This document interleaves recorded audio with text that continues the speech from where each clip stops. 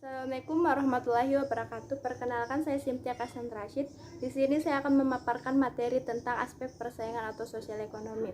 Nah, yang pertama yaitu pesaing adalah suatu perusahaan yang menghasilkan atau menjual barang atau jasa yang hampir mirip atau sama dengan produk yang kita tawarkan.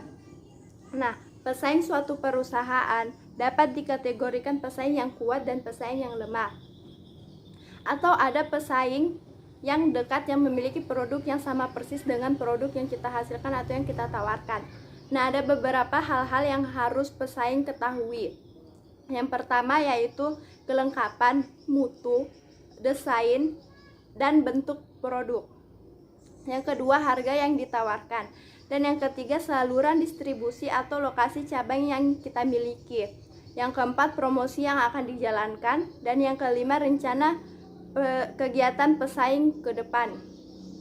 Dengan kata lain, analisis persaingan berfungsi untuk membuat peta persaingan yang ada sekarang dan di masa yang akan datang. Nah, selanjutnya yaitu analisis persaingan. Yang pertama, identifikasi pesaing. Untuk mengetahui jumlah dan jenis pesaing serta kekuatan dan kelemahan yang mereka miliki, perusahaan perlu membuat peta persaingan yang lengkap. Nah, pembuatan peta persaingan yang digunakan untuk melakukan analisis persaingan memerlukan langkah-langkah yang tepat.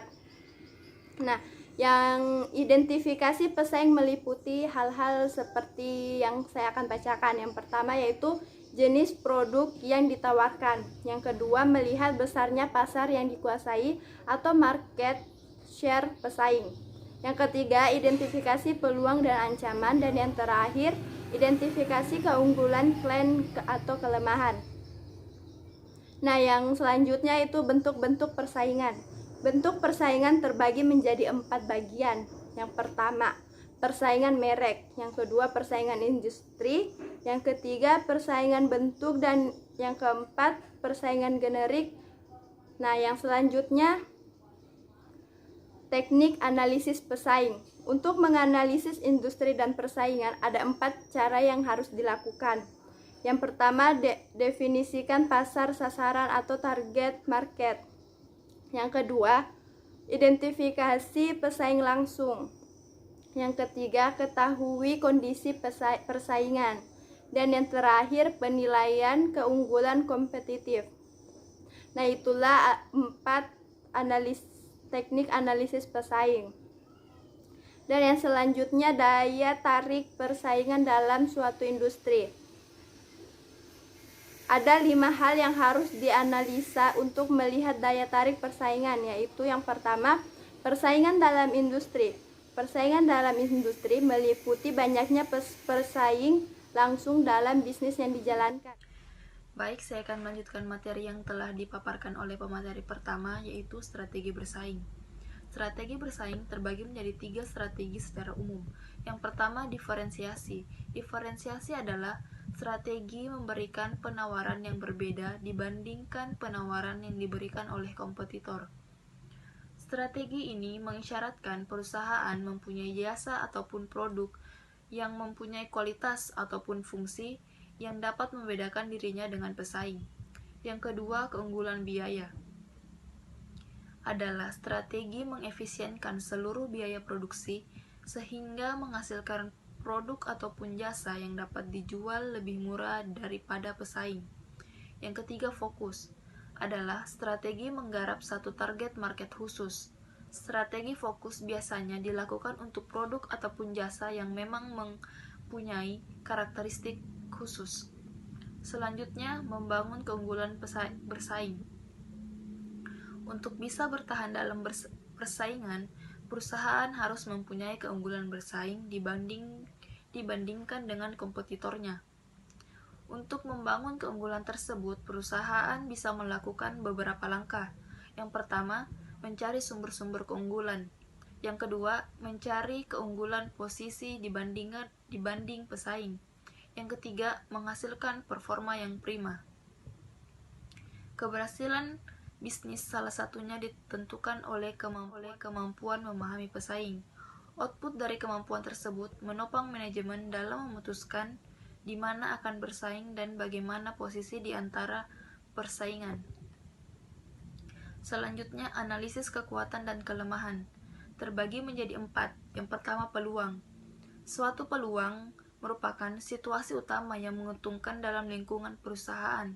Kecenderungan utama adalah salah satu dari peluang identifikasi dari segmen pasar yang sebelumnya terlewatkan. Perubahan-perubahan dalam keadaan bersaing atau peraturan, perubahan teknologi dan hubungan pembeli dan pemasok yang diperbaiki dapat menunjukkan peluang bagi perusahaan. Yang kedua, ancaman. Ancaman adalah rintangan-rintangan utama bagi posisi sekarang ataupun yang diinginkan dari perusahaan.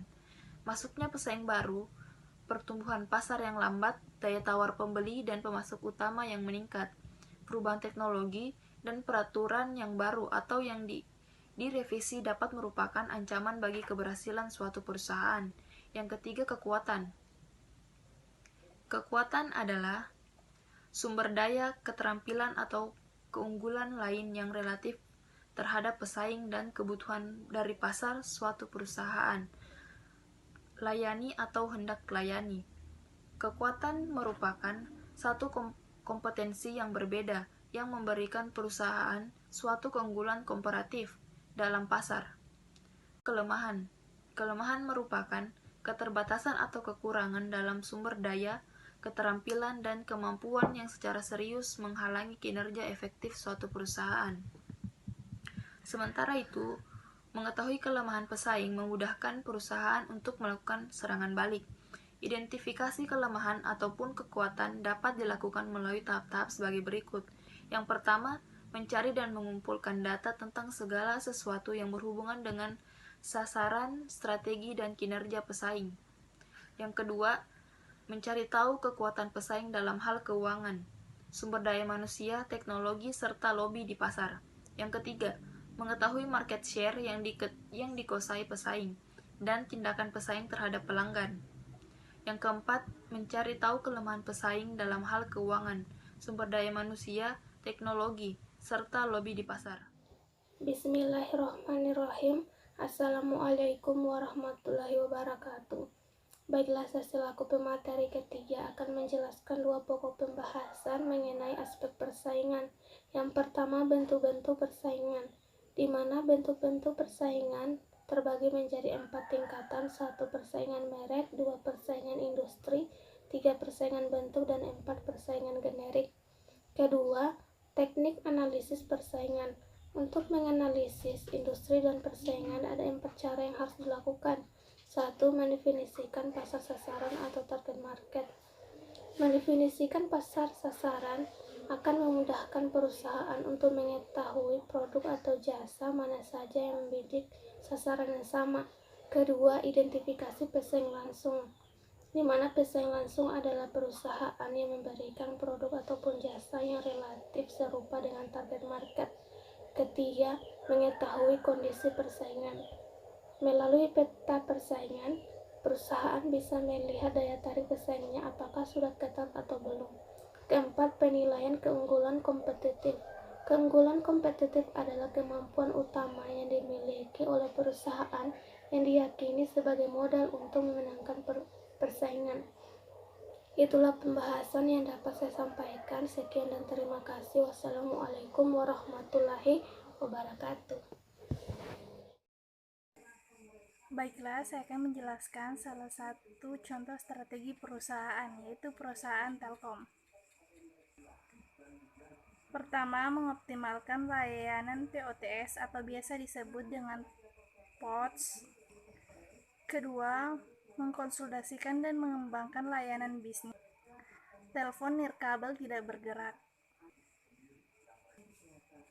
Ketiga, mengintegrasikan solusi ekosistem telepon grup.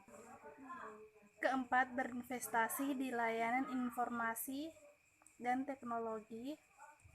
Kelima, berinvestasi di bisnis media dan edutainment. Keenam, berinvestasi pada peluang bisnis internasional yang strategis. Ketujuh, menyelaraskan struktur bisnis dengan pengelolaan portofolio. Dan terakhir, 8. Melakukan informasi budaya perusahaan. Baiklah, saya akan melanjutkan. Di sini saya akan menjelaskan dampak positif dan negatif dalam aspek sosial dan ekonomi. Setiap usaha yang dijalankan pasti akan memberikan dampak positif dan negatif bagi masyarakat luas ataupun pengusaha itu sendiri. Di sini dalam dampak positif dalam aspek ekonomi yang dirasakan oleh masyarakat luas, misalnya memberikan peluang untuk meningkatkan pendapatan. Yang kedua, bagi pemerintah, dampak positif yang diperoleh dalam aspek ekonomi ini memberikan pemasukan berupa pendapatan baik bagi pemerintah pusat maupun pemerintah daerah. Habis itu yang bagian B-nya, dampak positif dari aspek sosial. Yang pertama, bagi masyarakat umum, tersedianya sarana